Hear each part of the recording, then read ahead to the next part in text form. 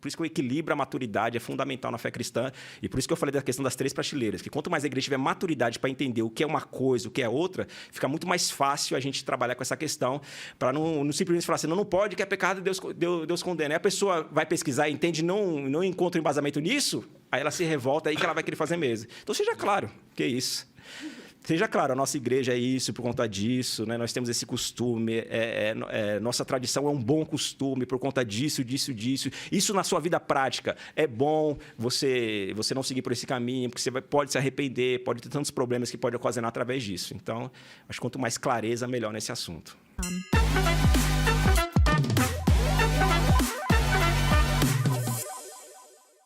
Fala galera, estamos aqui para mais um episódio do nosso Glorificast e nesse episódio nós falaremos sobre bebidas e tatuagem. Eu sou o Vinícius. Eu sou o Pedro. Eu sou a Maísa.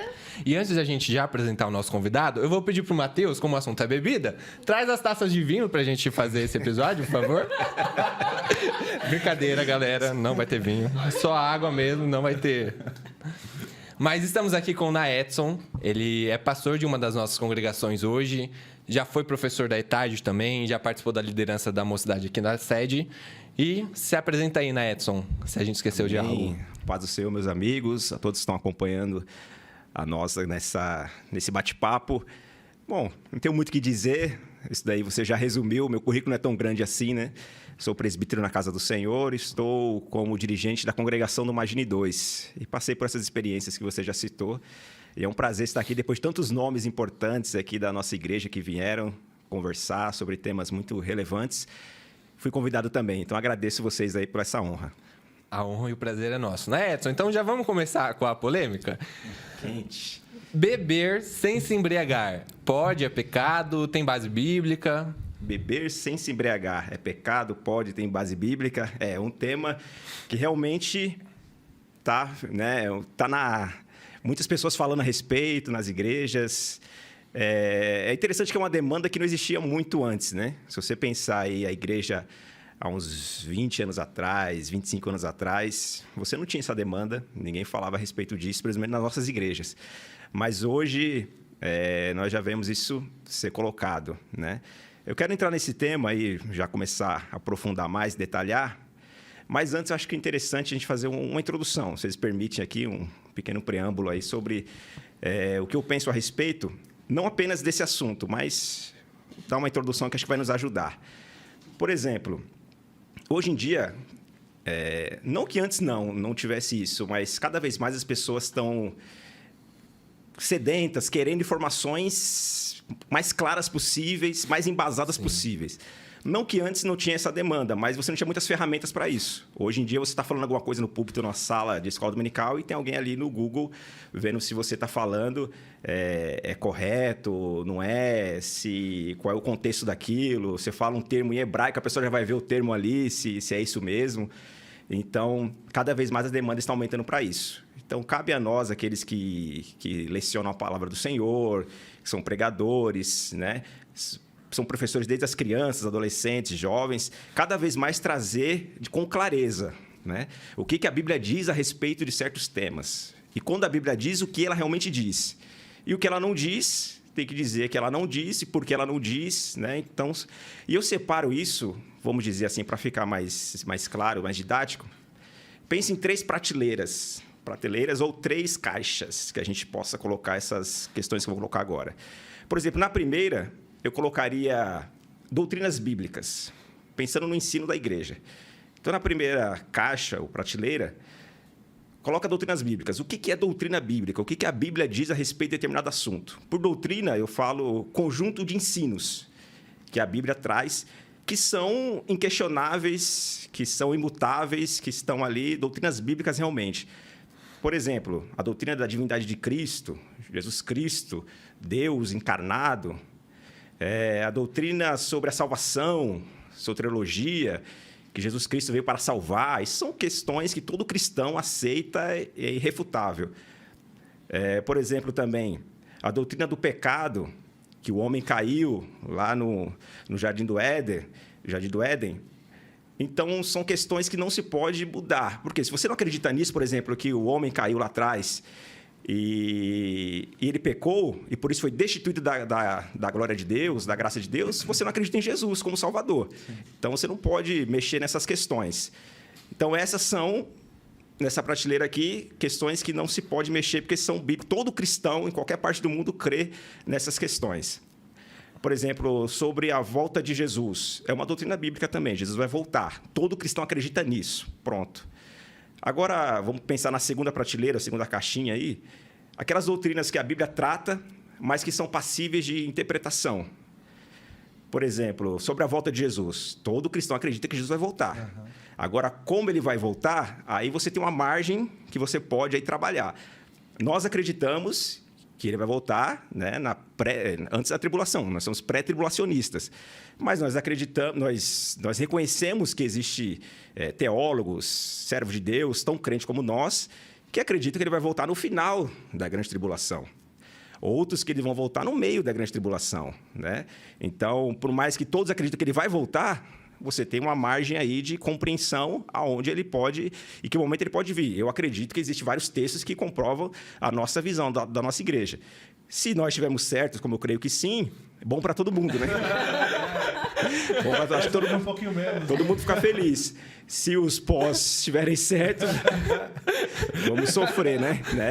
Se o mídia ainda está ali, né? No meio do caminho. Então, são questões assim, essas são passíveis de interpretação. Por exemplo, nós acreditamos na evidência dos dons espirituais.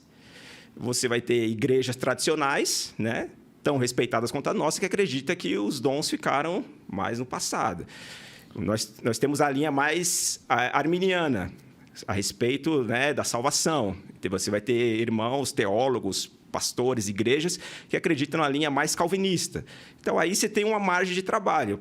Tem doutrina bíblica que fala sobre isso, tem textos, mas você pode ali... Eu acredito também na nossa linha, que é a correta, mas eu não ignoro o irmão que pense diferente.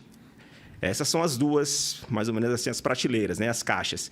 Aí a terceira, que eu colocaria como usos e costumes e tradição, né? Que toda igreja tem. Toda igreja tem. Igreja, né? Exatamente. A doutrina clássica da igreja, mas doutrina que eu digo, né, não a bíblica, que está na primeira.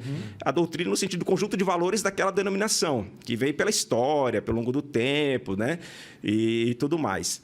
Então, por exemplo, aí entre usos e costumes, coisas que hoje são e amanhã podem ser de uma forma mais moderada, ou podem não ser.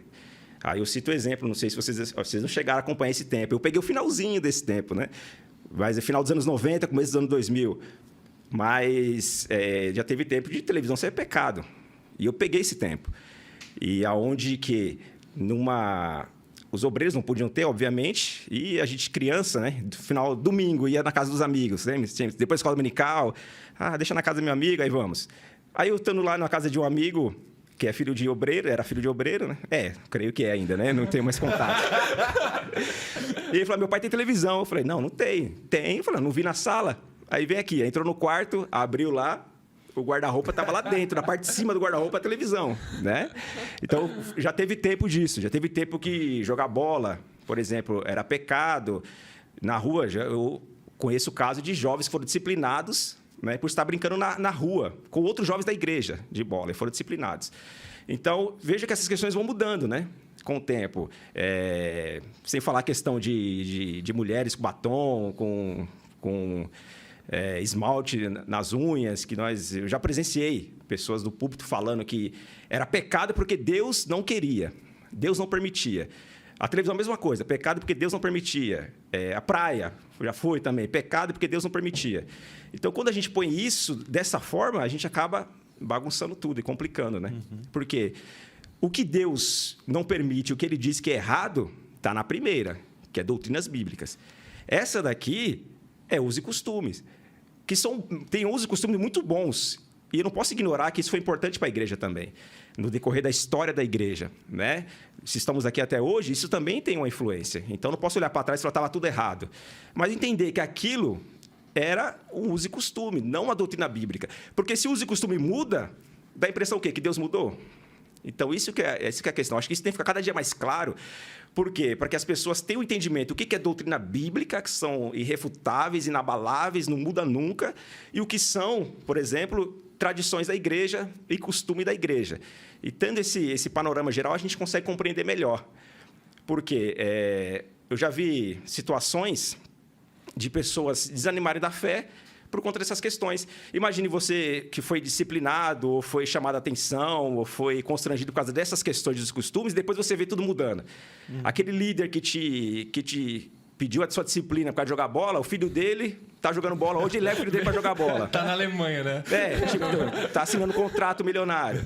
Entendeu? E assim, aquela pessoa que falava da praia tá postando foto na praia. Aquela pessoa que falava da unha, você vê hoje pintando. Você fala, foi Deus que mudou? Ou era só um costume? Então, quando fica claro isso, você explica, o costume existe por causa disso, disso, pronto. Mas não é doutrina.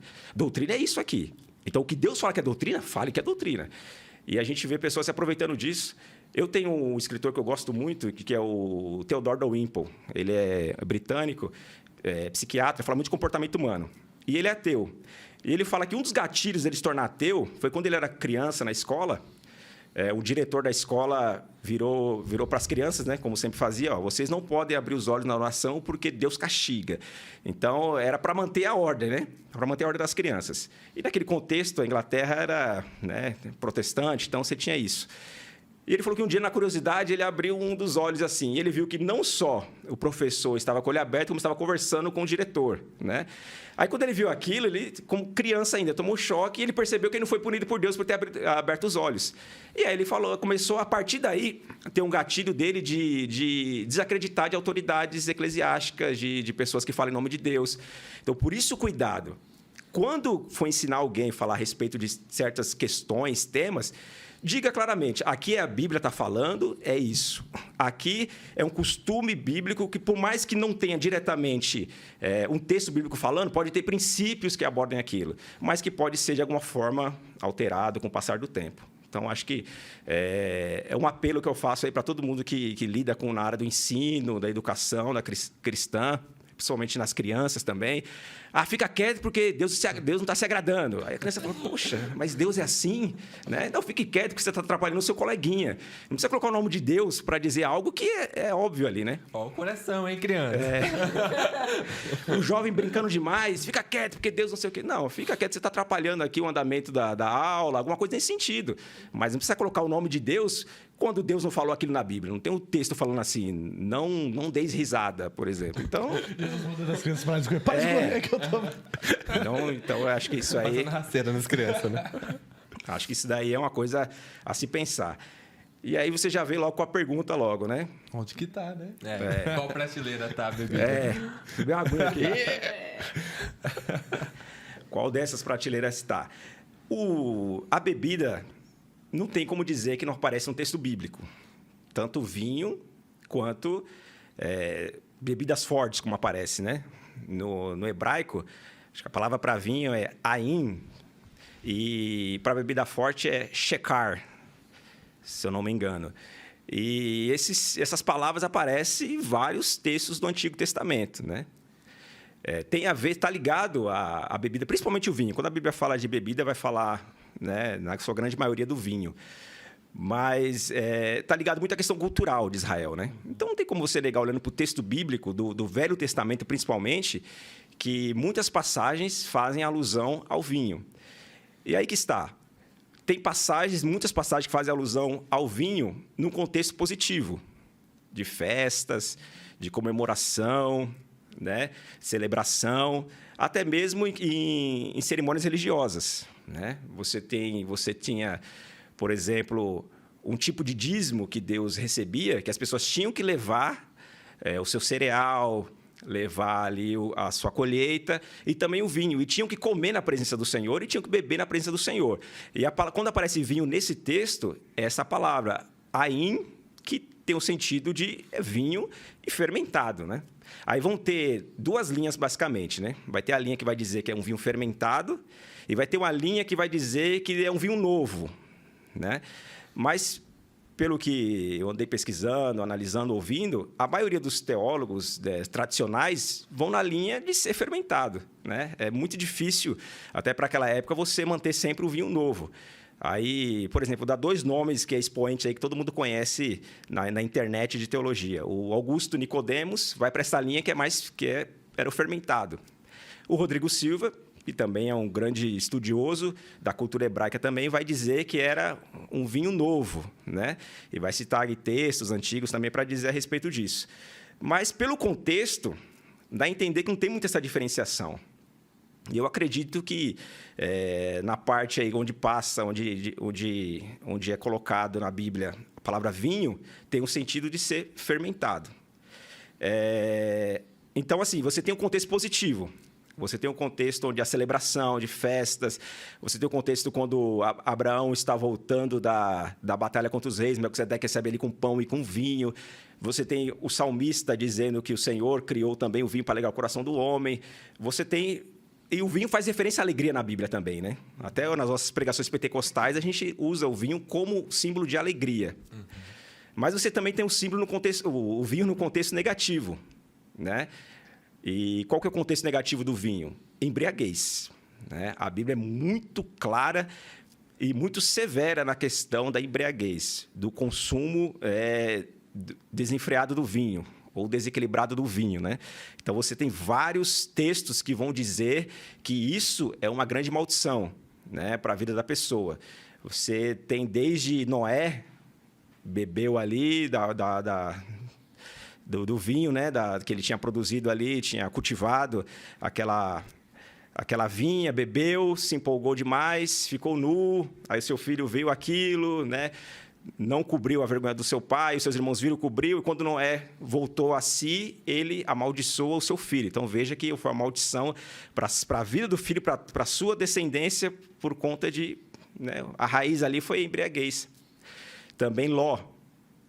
Temos um caso de incesto, também derivado de uma embriaguez. No caso, foram as filhas que embebedaram ele, deram dele tomar o vinho e depois tiveram relação com ele, as duas, e surgiram 2 povos que foram inimigos de Israel, né? Então, você vê a consequência disso.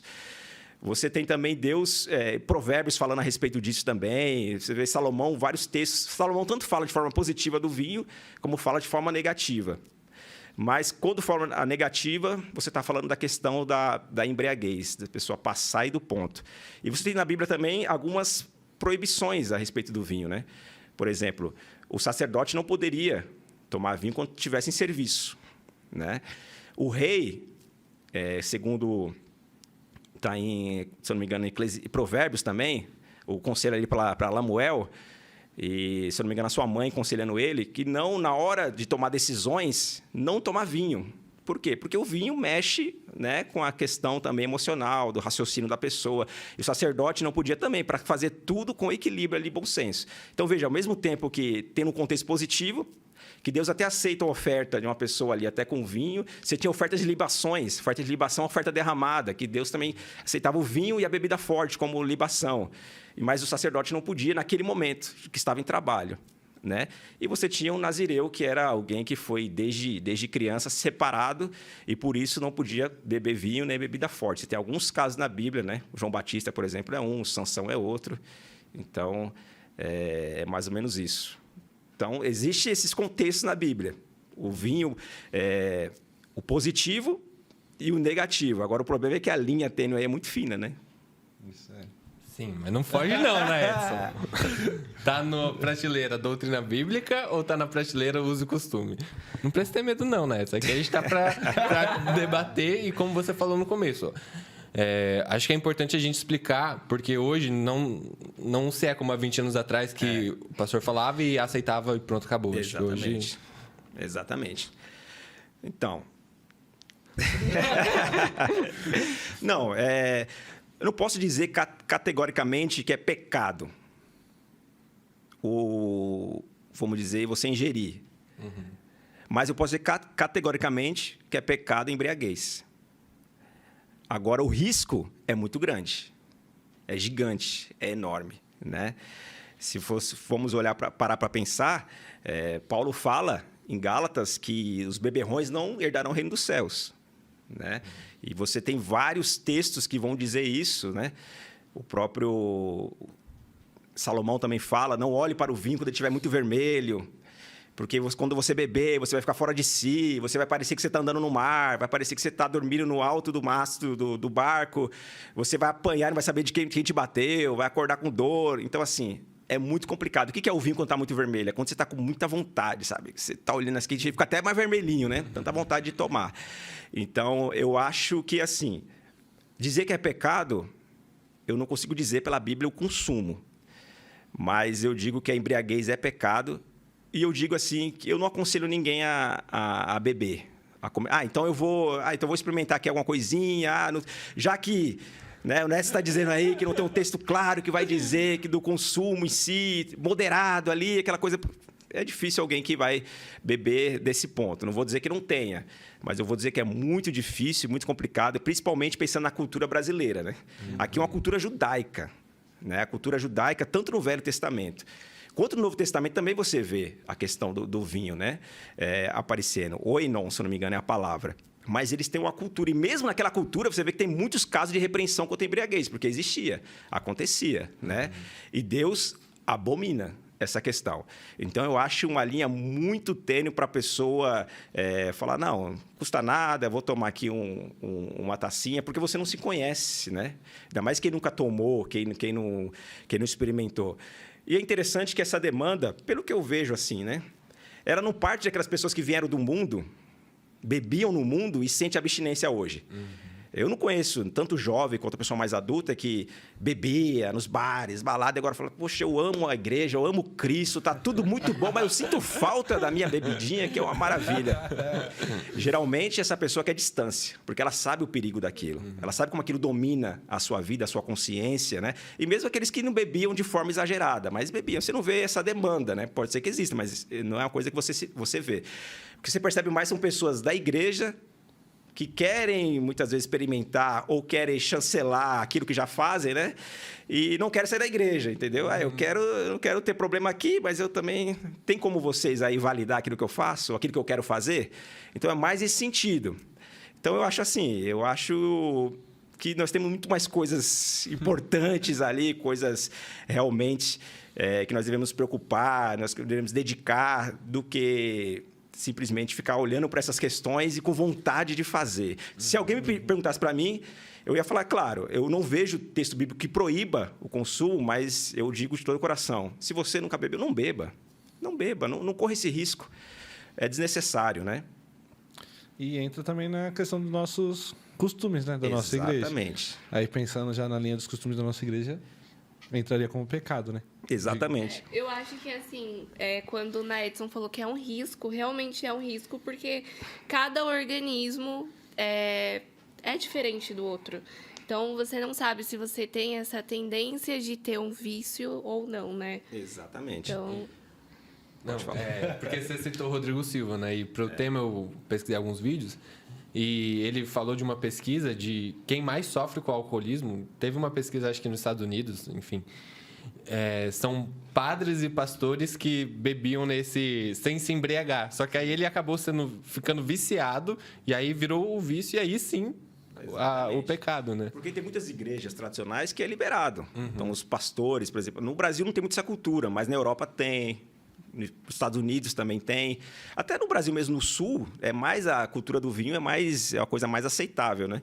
Só que aí tem essa questão, a linha tênue. Porque às vezes você está muito triste, vou beber um pouquinho de vinho. Está muito alegre, vou beber um pouquinho de vinho. Estou em família reunida, um pouquinho de vinho. E aquilo pode, aos poucos, se tornar algo que vai puxando um gatilho. E também o risco, um pai que ele até beba, vamos dizer assim, de forma moderada ali, põe controlado. Eu não sei nem quanto que é isso, mas sei lá, meia taça ou menos de uma taça, eu não sei, não faço ideia, estou chutando aqui. Mas beleza, deixa a garrafa lá na geladeira. Aí o filho, quando o pai não está, fala, deixa eu experimentar também. E pode ser um gatilho. Porque o alcoolismo muitas vezes começa na família, ou dessa forma, até mesmo de forma assistida, né? Como tem pais não crentes que eles... meu filho pode beber aqui uma cervejinha comigo, aqui, então beber. E aquilo vai criando um gatilho dentro da pessoa, vai criando e vai se tornando um vício com o tempo, né? E o vício não começa com grandes doses.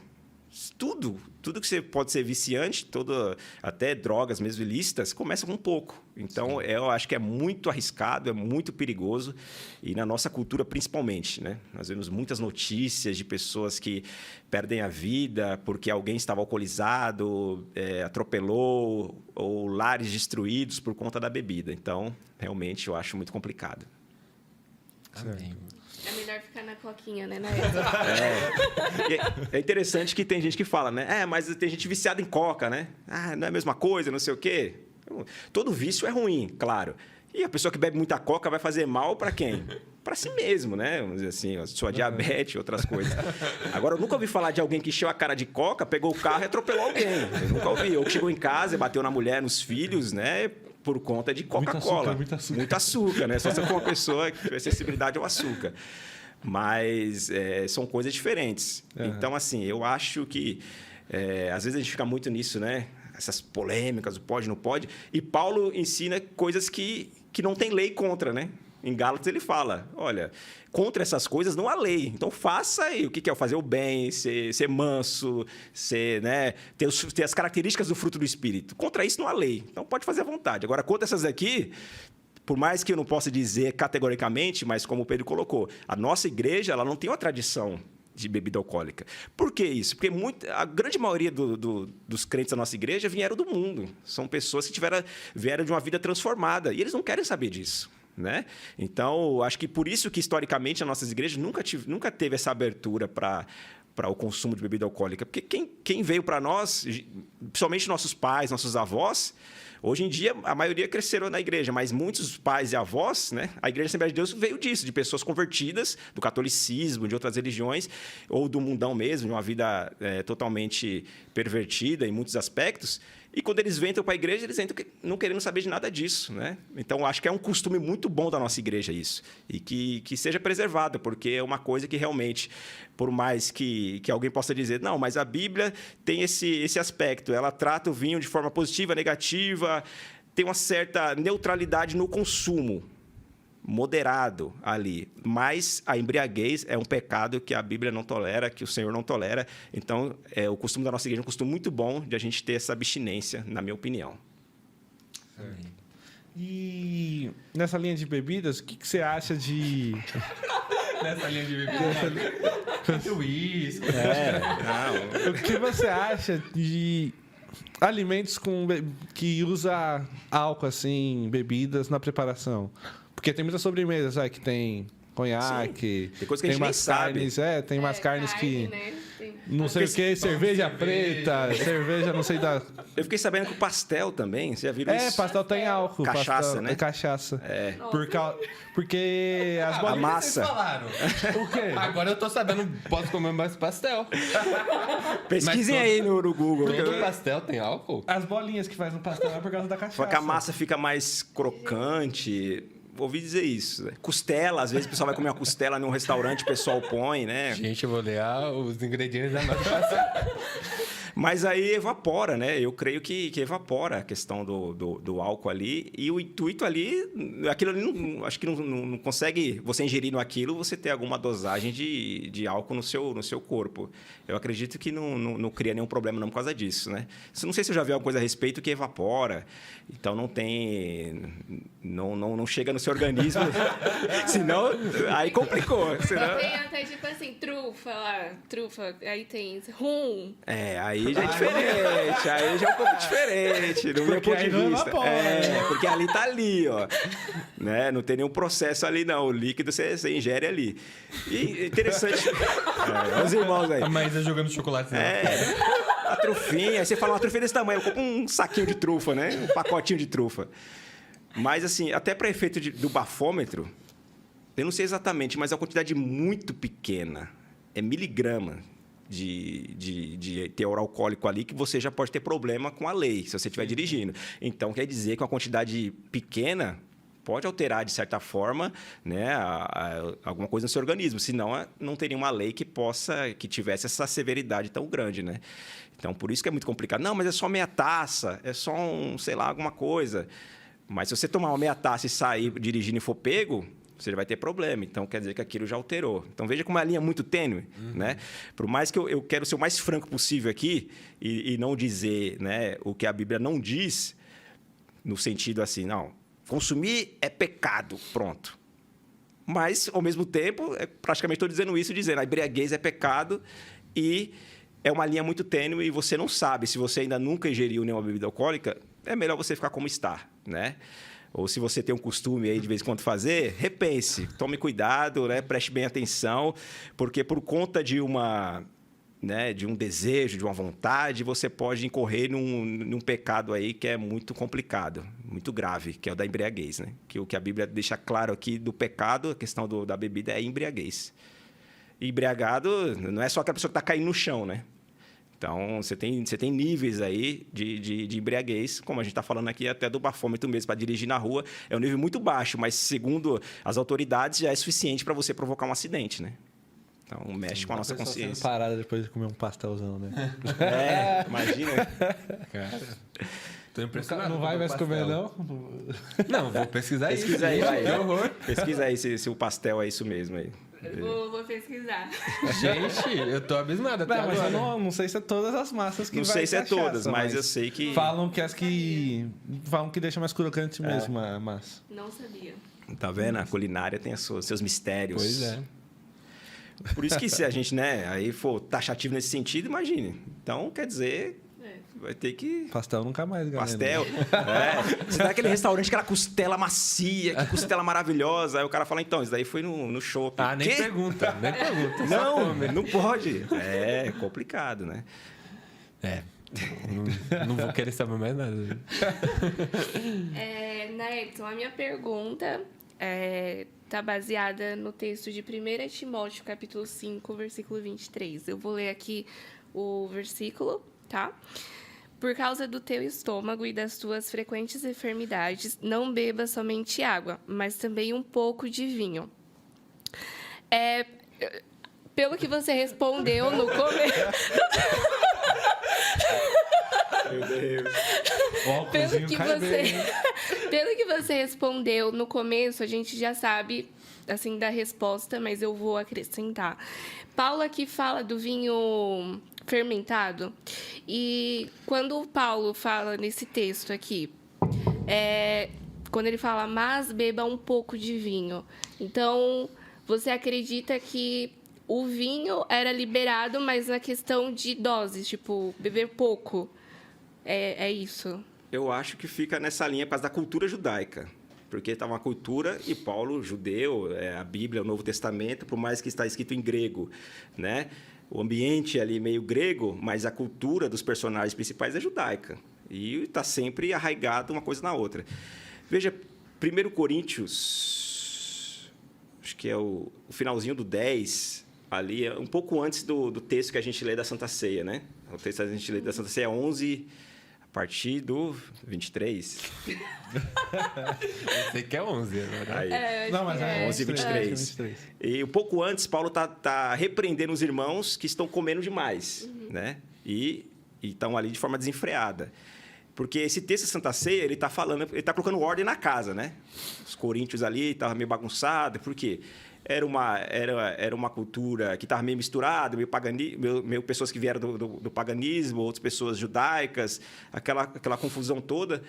E eles não entendiam realmente o que era a Santa Ceia. Eles achavam que era como se fosse um piquenique, né?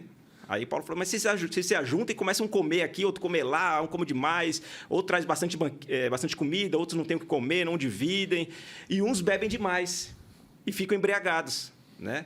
O texto é claro o que ele fala, né? Deixa eu até pegar, trouxe uma colinha aqui. 1 Coríntios 11, 21. Porque quando comem, cada um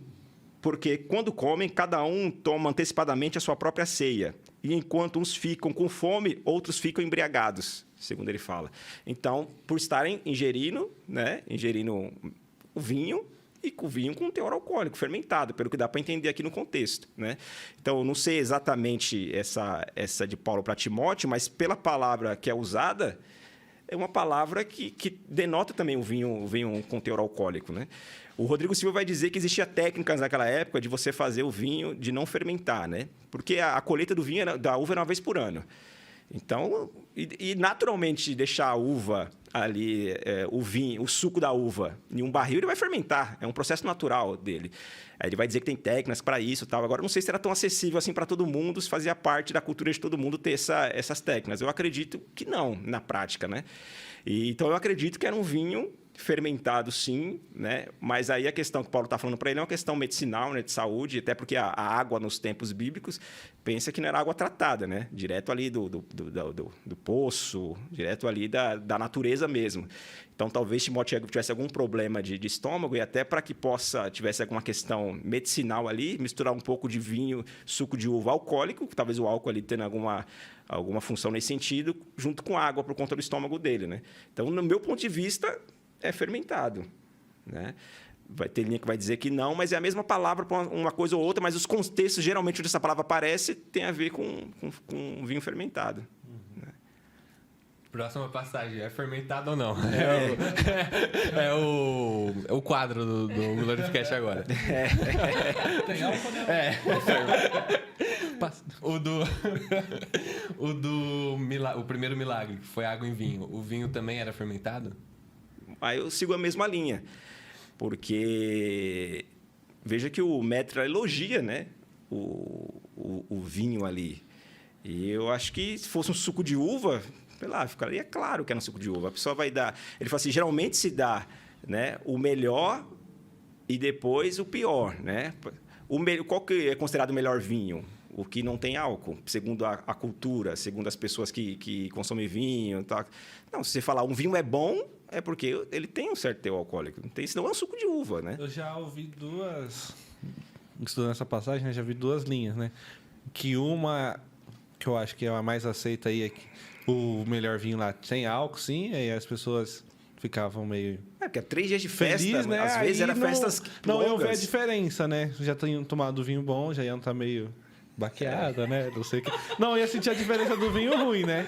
Mas outras é que falam que as pessoas iam tomar tanto vinho assim, iam ficar cheias e não iam ligar pro... Mas eu falei, como que a pessoa vai ficar cheia 3 dias, tá ligado? Agora, ou então, quem segue essa linha falando que é suco, por exemplo, todo aí, como se o Matt estivesse falando, toda festa, o noivo dá o Del Valle no começo e depois dá o Kisuko no final.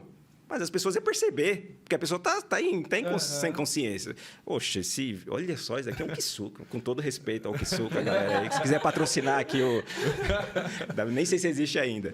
Então, se fosse uma coisa que... Senão, as pessoas perceberiam. Sim. Agora, por que a fermentação? A pessoa já está alegre. Se ela está alegre, é mais fácil de enganar. Se é mais fácil de enganar, você dá o bom no começo e a pessoa, nossa, que bom. E depois você vai dando um ralezinho e a pessoa tá no bolo ali, não está nem percebendo. Sabe qual é a minha dúvida?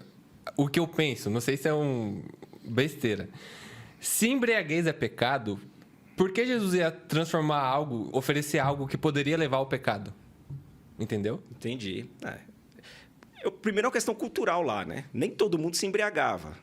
Né? Então, porque a embriaguez sempre foi uma proibição, desde o Antigo Testamento. Então, não é que todo mundo se embriagava, que senão acho que o vinho seria totalmente... não seria permitido. Né? Mas a questão eu acho que ali a maioria não ia por esse caminho. Por mais que ficasse um pouco alegre, mas não ia por esse caminho. Só que é uma linha muito tênue, eu não consigo definir para você. Na Bíblia tem muitos casos de coisas que Deus permite, a pessoa peca ou não, se ela quiser. Fez. A própria permitir e fazer. Se pensar na própria comida, comer é muito bom, mas comer demais é o quê? Glutonaria, é pecado. Mas o comer, sim. E a linha tênue aí do comer e comer demais, né? Deus fez a comida. Tem gente que bate... Deus fez a comida. Tem gente que bate 2 pratos aí, tranquilo. Você fala, rapaz, é demais. Oxi, tô bem. Eu conheço que era uma baciazinha assim, papai. Eu falo, não é possível. A pessoa come e tá tranquila. Tem gente que já come um pouquinho e já tá satisfeito. Glutonaria é quando você come mais do que ali tem a necessidade, né? Do seu organismo ali. Mas é uma linha tênue, que para mim pode não ser para você, porque depende do seu biotipo, do seu organismo e tudo mais. Então, eu acho que é nesse sentido. Ele não fez para se embriagar. O próprio salmista, no Salmo 104, vai falar que o Deus fez o vinho também para alegrar o coração do homem. Mas no sentido não de embriaguez, né? Ali naquele limite. Só que aí que é a questão. E aí esse limite? Como é que fica? Então, para não passar do limite, eu sou conservador. Então, eu prefiro não do que me arriscar nesse sentido. Depois eu perder o controle e entrar no pecado da embriaguez, que aí tem vários textos. Se quiser que eu cite os textos aqui, vários textos falando sobre embriaguez, do Velho Testamento e no Novo também. É ao ponto de Paulo falar que ficarão de fora. Aqueles que assim, Jesus também fala a respeito disso, né?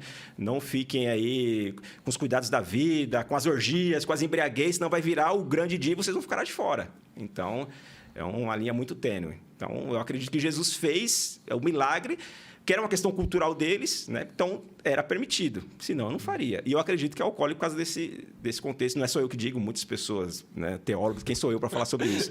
Tem essas duas linhas, mas acho que a majoritária é da linha da fermentação aí, né? Fermentação.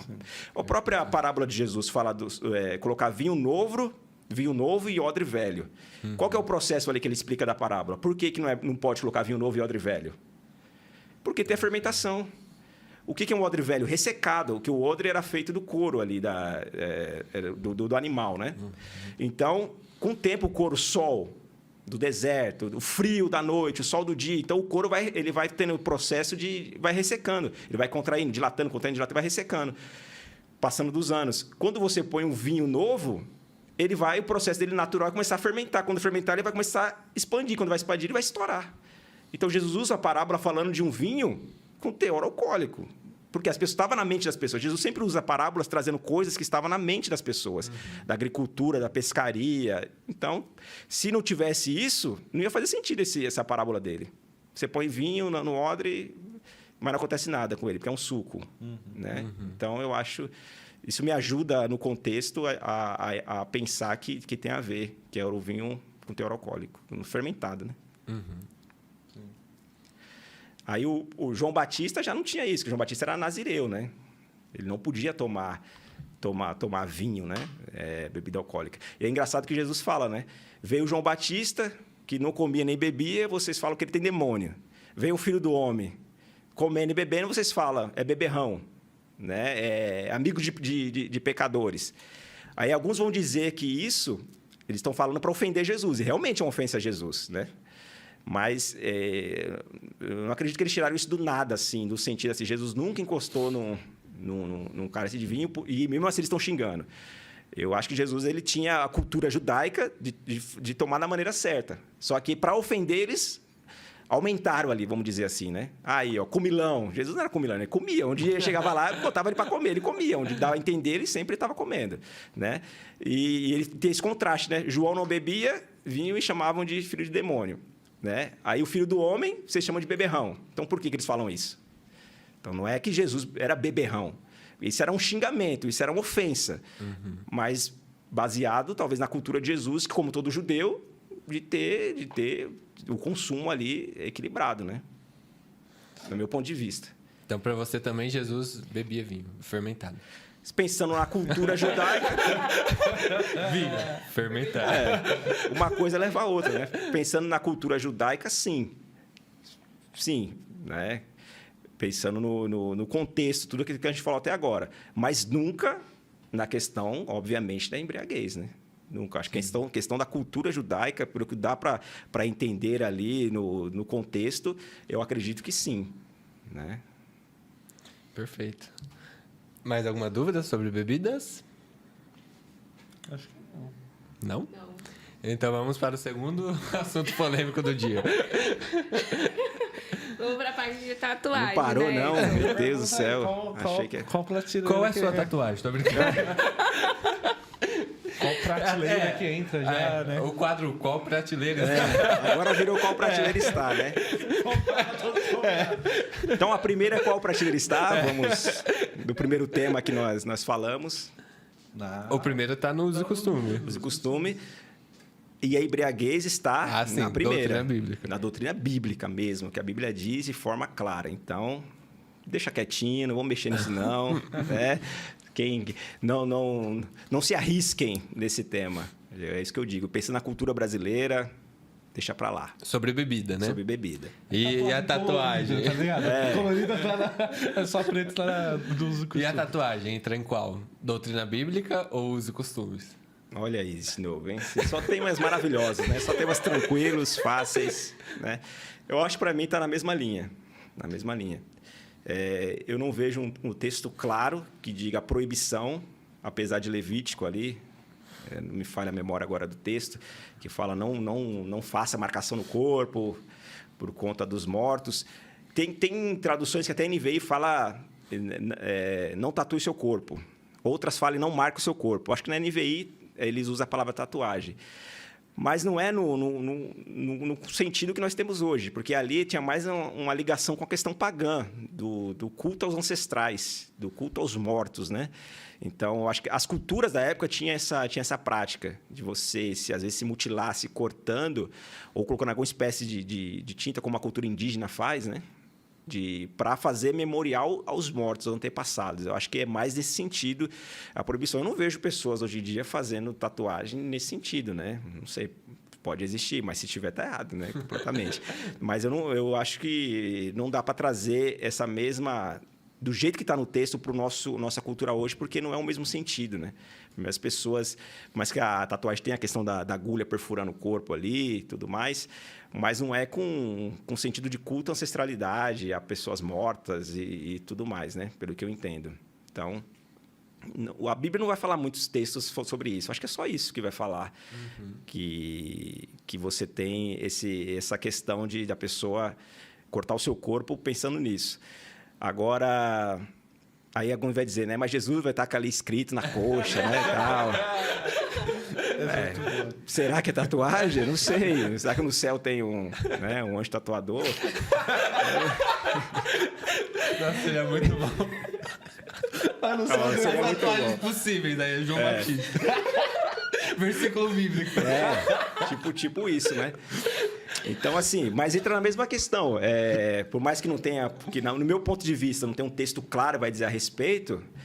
Na questão dos costumes, nossa, é bem claro e definido, né? Também que não é algo da nossa cultura pentecostal, assembleiana, né? De termos tatuagens, né? Pessoas tatuadas. Aí entra o contexto atual, né? Tem muitas pessoas na igreja que vieram do mundo tatuado, né? Não tem jeito. E a tatuagem também é uma coisa interessante. Você vê como o mundo mudou não faz muito tempo, né? E eu sou da geração que a gente pegou meio que essa mudança, né? Final dos anos 90, começo de 2000. Eu sou do século passado. Minha adolescência e juventude veio do século passado para o século atual. Então, a gente pegou bastante mudança interessante. E sei lá, uns 25, 30 anos atrás, para ter tatuagem, meu irmão, rapaz, tinha que ser alguém com muita atitude mesmo, viu? Não era qualquer um que tinha tatuagem, não. Era alguém fora da curva mesmo que tinha tatuagem, porque não era coisa tão comum. Hoje em dia é difícil você ver um jovem sem tatuagem, né? Inclusive, no contexto... Como é que atrás? Aí, ó, revelações. Aí, a gente aproveita esses momentos, lança sem semente. disciplina, galerinha, por favor. Mas eu digo no contexto do mundo, Sim, né? Mas... Certeza que meus pais não vão ver esse episódio e vão falar, Isa, deixa eu ver. Pra ver. Mas a cultura ela é muito poderosa, né? E ela vai preenchendo, ela vai... Você vê, não era demanda na sociedade no geral e não era demanda na igreja. Hoje é uma coisa na sociedade geral quase que um normal e a demanda parece que começa a vir para a igreja. Porque o jovem ele é influenciado, não tem jeito, né? Então, assim, antigamente era uma coisa... Eu conheci, acho que 1 ou 2 pessoas quando eu era adolescente que tinha tatuagem. Era gente mesmo, você fala assim, loucão mesmo. Tipo punk rock, o cara era fora da curva. E tinha tatuagem e tal, que era um sinal de atitude, não sei o quê. Não, o nome do pai aqui, o nome da mãe aqui. Não, isso não existia muito, não. Era tribal, lembra do tribal? Ah, tá. Aí você vê como que é uma questão cultural e moda. Hoje em dia, eu acho que as pessoas praticamente não fazem tribal. Antigamente, a maioria era tribal para lá, tribal para cá. Hoje já mudou outro. Já foi a época do japonês, né? Letras japonesas. Aí o pessoal zoava, né? Você escreveu o quê? Meu pastel de frango mais barato. Chinês, letras chinesas e tudo mais. E é cultura. E hoje tem outra pegada. Então, eu acho que também é uma questão muito complicada no sentido prático. Também. Assim como a bebida, no sentido prático, é muito complicado, você tira a teologia, tira toda a teoria. No prático, é complicado, porque você pode causar um acidente, você pode trazer uma desgraça para alguém, então, com a questão de você ingerir bebida alcoólica. Na tatuagem também. Porque na prática, primeiro, é uma coisa que você vai colocar no seu corpo que nunca mais, né, vai sair. Apesar de agora você ter procedimentos, isso que é interessante. Parece que essa questão da tatuagem, ela subiu, e encontrou mais ou menos o pico ali da questão das pessoas, né, fazendo, utilizando aquela moda, aquela coisa toda que está. Porque hoje você olha na rua, você vê um tatuagem, agora estão tatuando o rosto, né? Não tem o pescoço. Quer dizer, antigamente era aqui, era escondido, era das costas, era no peito, era no braço, na parte de cima. Foi descendo, já para ficar visível, é na mão, é no dedo, é fechando os dois lados, é no rosto. Então, meio que tem gente que já chegou no limite, falou, não quero mais. Pelo contrário, quero tirar. Já tem clínicas, né, especializadas no Brasil de remoção de tatuagem. Mas é um processo muito caro, muito doloroso e longo. Não pensa que você faz a sessão de tatuagem de 3, 4 sessões, você fez ali a sua tatuagem. Dependendo, você faz em uma sessão só. Para retirar, é doloroso, é caro e é demorado. E é um processo muito, vamos dizer assim, agressivo para a sua pele, que é um laser para tirar o que você fez. Por quê? Porque as pessoas já estão falando... Quem tatuou na minha geração, 15, 16, 17 anos, vou tatuar. 20 anos depois já não é a mesma coisa.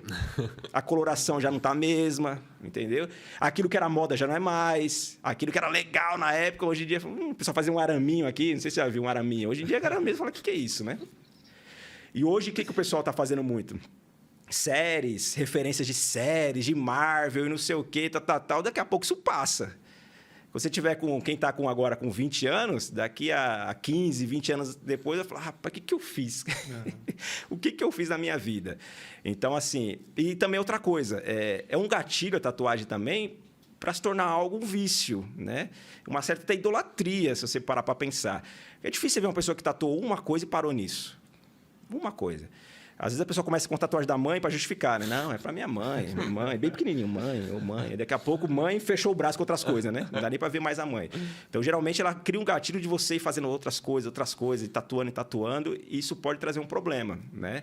E eu conheço jovens que começaram muito cedo e depois chegar numa certa idade, virar para os pais e falar assim, por que vocês deixaram fazer isso? É interessante, né? Quando quer fazer... não pode ninguém falar nada.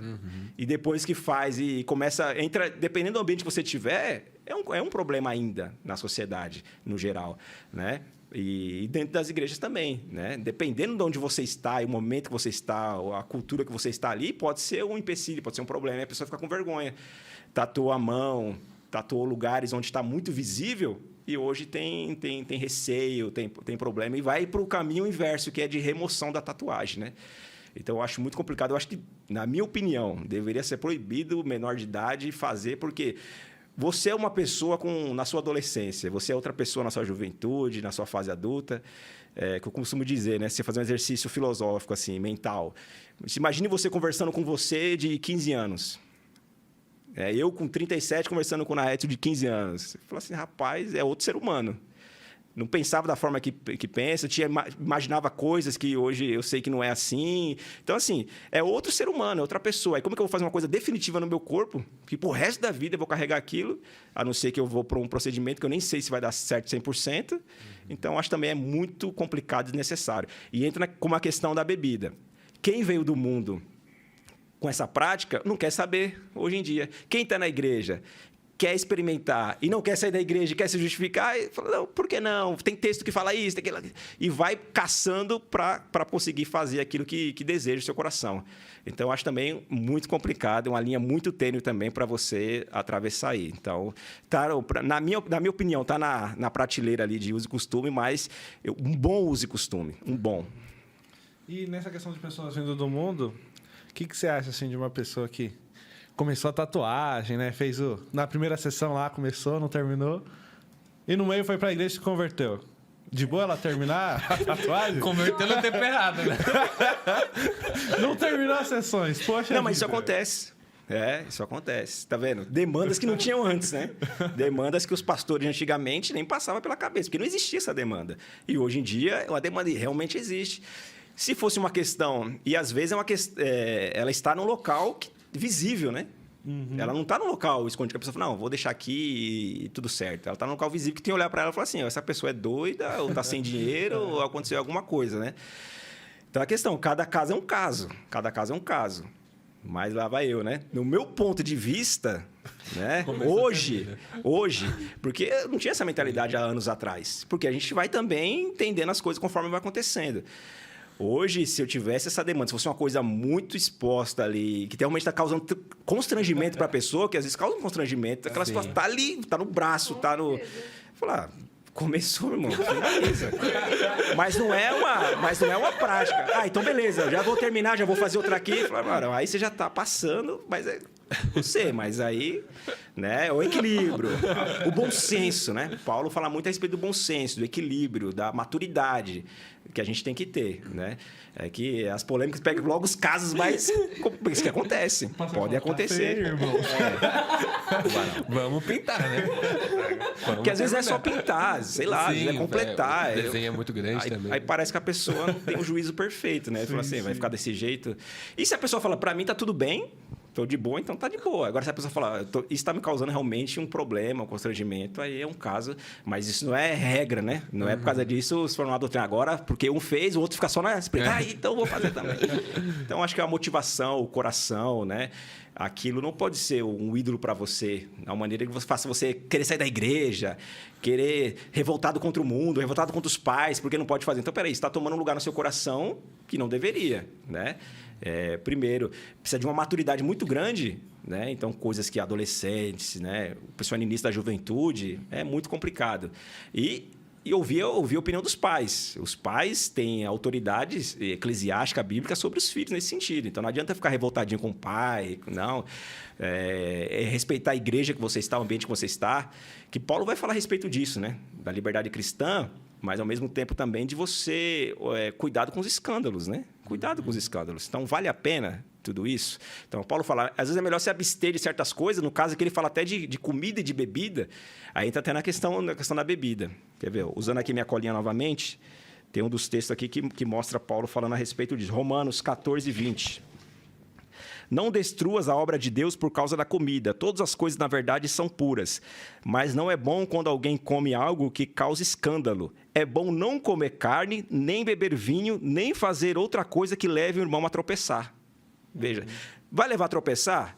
Eu estou num contexto onde isso tudo é muito bem entendido, está muito bem amadurecido, está muito bem tranquilo, é uma coisa. Eu estou num contexto onde isso não está amadurecido ou tem um problema com isso. Então, para que eu vou colocar, né, a obra de Deus, como diz aqui? Não destrua a obra de Deus. O seu irmão salvo em Cristo é uma obra de Deus. Então, por conta do meu querer, da minha vontade, pronto, acabou, do meu senso de rebeto sem causa, colocar a perder. Então, por isso que o equilíbrio, a maturidade é fundamental na fé cristã. E por isso que eu falei da questão das 3 prateleiras. Que quanto mais a igreja tiver maturidade para entender o que é uma coisa, o que é outra, fica muito mais fácil a gente trabalhar com essa questão, para não simplesmente falar assim, não pode, que é pecado, Deus condena. Aí a pessoa vai pesquisar e entende, não encontra embasamento nisso, aí ela se revolta, aí que ela vai querer fazer mesmo. Então, seja claro, que é isso. Seja claro, a nossa igreja é isso, por conta disso, né? Nós temos esse costume, nossa tradição é um bom costume por conta disso. Isso na sua vida prática é bom você não seguir por esse caminho, porque você pode se arrepender, pode ter tantos problemas que pode ocasionar através disso. Então, acho que quanto mais clareza, melhor nesse assunto. Amém. Na Edson, não sei se você conhece um procedimento estético que chama micropigmentação. É verdade. Micropigmentação, que é na sobrancelha. Esse procedimento, ele entra na questão da tatuagem? Seria uma tatuagem? O nome diz, é uma micropigmentação. Tá pigmentando a pele. Melhor resposta. Você está pigmentando a pele. Geração. A tatuagem não é uma pigmentação da pele? E para pigmentar precisa do quê? Da agulha, né? Então, se você for ver, é parecido. até o procedimento. É 99,99% igual. Eu não sou então... especialista nisso, não sei dizer, mas até pro próprio nome e pelo que eu já ouvi falar a respeito, você vê que é uma questão estética, uma questão de adorno, né? Então, por isso que aí você fala, né? Não, é taxativo aqui e tal, não sei o quê. Até para isso também, eu acho também muito complicado as pessoas entrarem por esse caminho, que pode se arrepender. Tem que ver cada vídeo na internet de pessoas que fazem e fica uma coisa tão estranha, vai fazer o quê? Mas assim, né, Edson? Tipo, uma pessoa que existe, que não tem sobrancelha. Sim. Não tem sobrancelha e aquilo afeta a autoestima dela. Sim. E aí ela faz esse procedimento pra ficar, tipo uma sobrancelha. Sim. Aí tá... E aí você acha que isso também seria... Não, tá na linha do que eu falei. Você viu que eu falei que a Bíblia não diz que é pecado diretamente. Uhum. Mas a questão do bom senso, a questão do equilíbrio, a questão... Por exemplo, nesse caso que você está falando... Seria um equilíbrio. É um caso que você vê assim, realmente não tem... Tá afetando a pessoa. É estético, é estético. Uhum. É um adorno, é um adorno, como tantos outros são. Né? A barba dos meninos aí é estético. A nossa roupa é estética, é um adorno e tal. Aí, ó. Isso, tô brincando. Brincadeira. Então, essa roupa, o sapato que eu escolhi a marca. Então, tudo faz parte, né? Agora, a questão é do equilíbrio. Então, assim, nesse caso, se chegasse para mim e eu tivesse que, de alguma forma, alguém pedir minha opinião a respeito disso, não tinha como ser contrário a isso.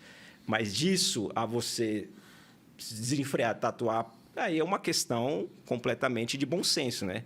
De análise, de você ter maturidade cristã para isso. Uma coisa é uma coisa, outra coisa é outra coisa. Por isso que eu não sou taxativo de dizer, não, é pecado. Porque pode acontecer esses casos e eu sei que também tem pessoas esteticamente fazendo nas suas sobrancelhas. Tá? Virou um boom isso daí. Se forem tirar todo mundo que fez isso, vai virar o quê, né? For disciplinar todo mundo.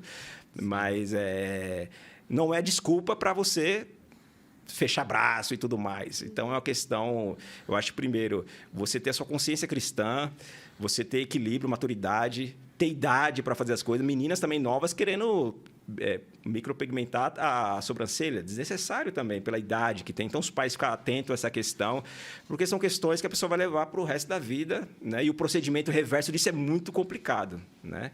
Então, não sei se eu respondi a sua pergunta, mas eu acredito que tá nesse campo aí de uso e costume com moderação. Porque o problema de muitos temas passou da moderação, entra no pecado.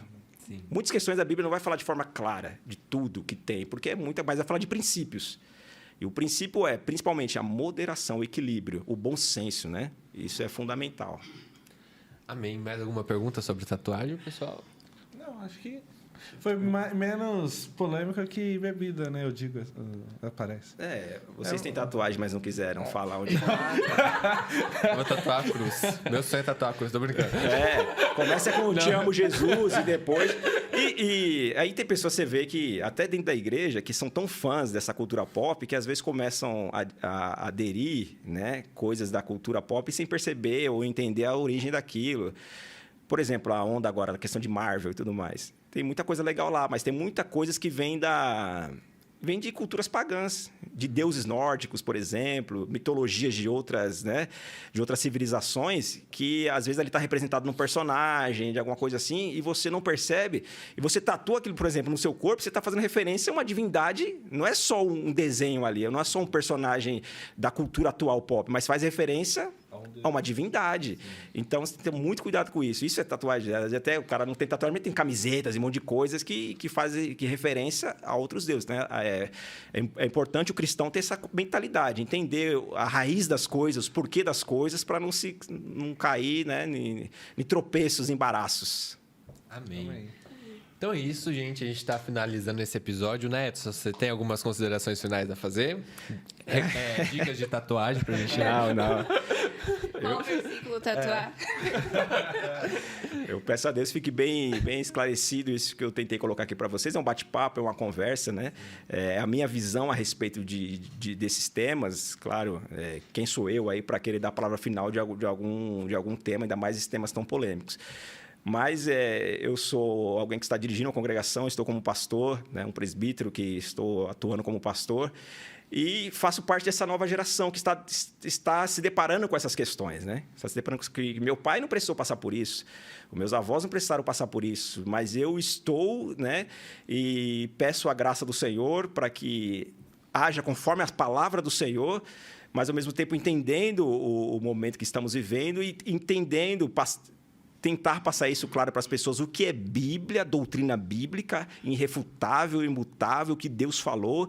Por exemplo, Deus fala claramente a respeito da fornicação. Fornicação é pecado. Então, por que é pecado? Porque Deus falou que é pecado, está aqui dizendo. Então, não preciso eu dizer que isso é aqui, a Bíblia está dizendo.